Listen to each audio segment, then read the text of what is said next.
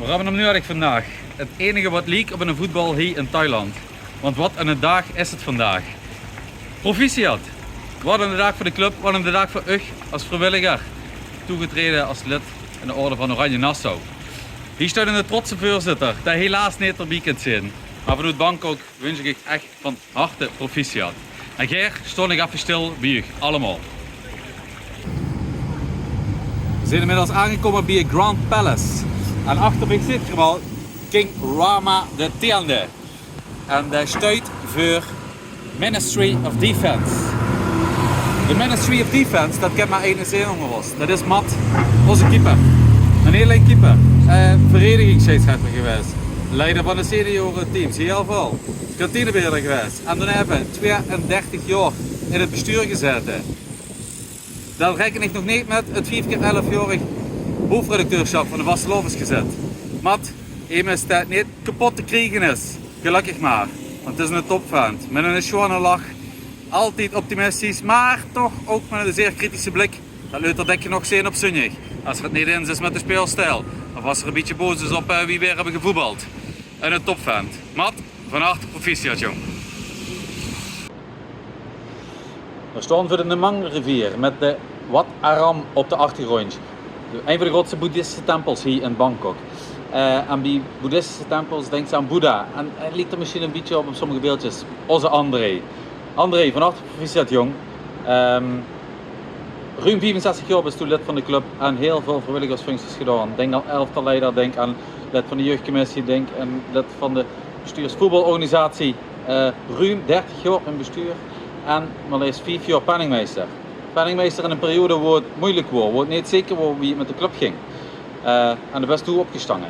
Zo ken ik het ook. Als iemand op de achtergrond af en toe stil is en soms juist naar voren terug en zijn stem vooraf om maar te zeggen. André, een hele dikke proficiat. Heb je het verdiend? We gaan nu door naar de volgende. We zijn nu in Lumpini Park, je ziet het achter mij, een oase van rust. En een oase van rust, dat is ook onze Leo. Leo, degene met de minst lange clubjaren bij Sportclub Zusteren. Maar wel eenmaal gelijk weer lid wordt van het dagelijks bestuur. En dat heeft er 18 jaar gedaan. Waaronder met mij als voorzitter, waar secretaris. 6 jaar van zijn periode is er dat geweest. En ik moet best zeggen dat door zijn kennis en kunde de club professioneler is geworden. We hebben een ganse digitalisering doorgevoerd. En ik heb heel veel geleerd van Leo. Zeker zijn punktelijkheid, zijn correctheid en zijn seriositeit ook wel. Leo, van harte proficiat jong. Je hebt ze dik verdiend. We gaan door naar de volgende. We zijn op een van de hoogste punten in Bangkok. En het over voor de langste van het stel. Jos, van harte proficiat jong. Voor iemand die niet gevoetbald heeft, is misschien wel iemand met de grootste clubhart dat op stuit. Ruim 34 jaar lid. Ruim 34 jaar bestuur gezet, moet ik beter zeggen.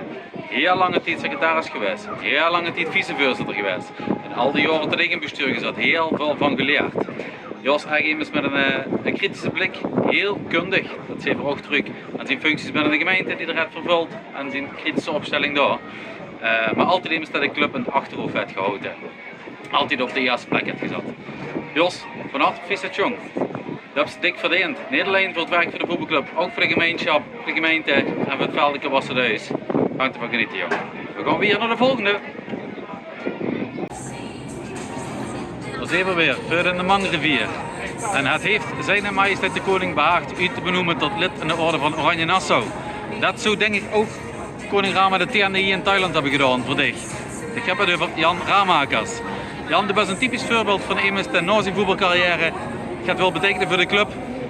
En dat hebben ze gedaan, maar liefst 23 jaar in het dagelijks bestuur gezeten. Waarbij 17 jaar als eerste secretaris en 6 jaar als tweede secretaris. Ik weet een beetje wat het inhoudt om secretaris te zijn. Er komt heel veel op te gaan, heel veel instanties, heel veel bureaucratie, zoals je het zelf noemt. Maar nu hebben ze het perfect gedaan, jong.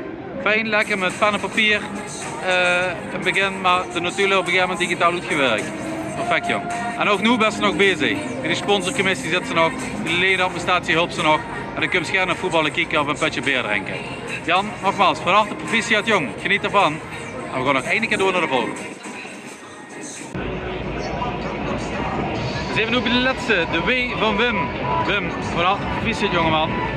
Lid in de orde van Oranje Nassau. Ook toe heb staat dik verdiend. Ongeveer 65 jaar al lid van de club, dat mocht er al zijn.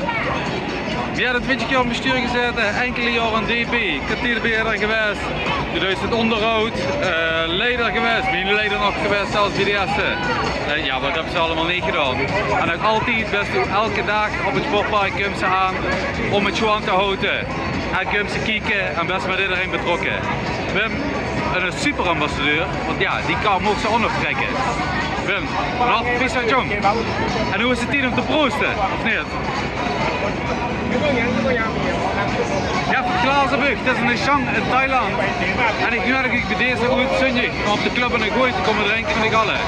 Van nieuwjaars fijn genieten met vriend en familie. En tot snel.